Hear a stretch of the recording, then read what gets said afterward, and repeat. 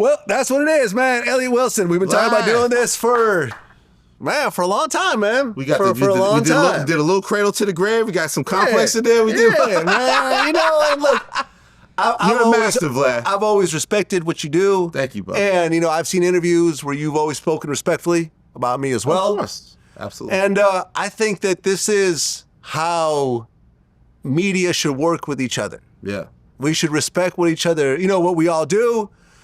We're all going to do it a little bit differently. Yeah. You know, the way, you know, I remember I did Danza Project, and they're like, what advice would you give to an upcoming media outlet? And I said, you have to lean into who you really are. Exactly. You can't sit there and make everyone happy and play the middle ground and be nice in every interview. Because, you know, when I got into hip-hop media, the way I felt was like, most of it was lame.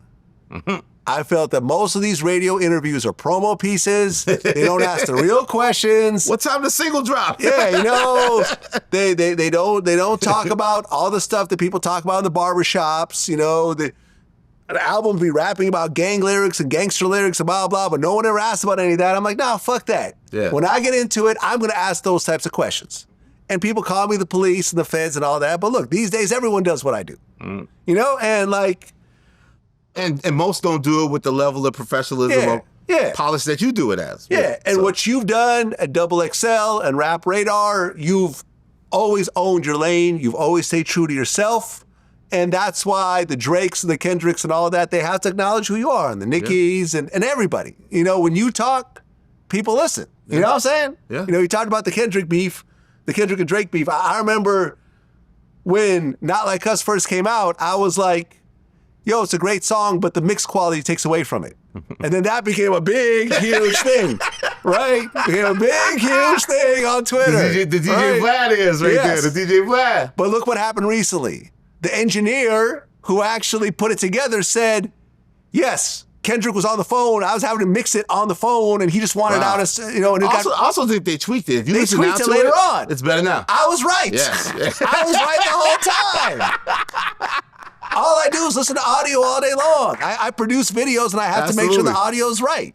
This is what I do. The funny thing now in the DSP era, they can fix it and then act like they didn't fix it. Yeah, like you was bugging. It never sounded like that. How do I prove it? The first version sounded rough. Mm-hmm.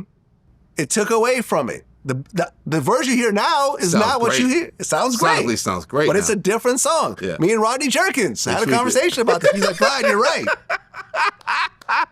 But see, isn't that dope though? That's your roots though. It's like DJ Vlad. It's DJ Vlad knows how to listen to audio. But that's the whole thing, man. Like, you have to lean into who you are, and you have to be unapologetic for who you are. And that's what's going to get you a real fan base, a real viewership. Yes. And if you continue to do that year after year, it's not going to happen in a year or two. No. But 5 years, 10 years down the line, you can have a real career, a real platform. That's something that you have done. I respect it, man, and I'm glad we finally got to do it like this.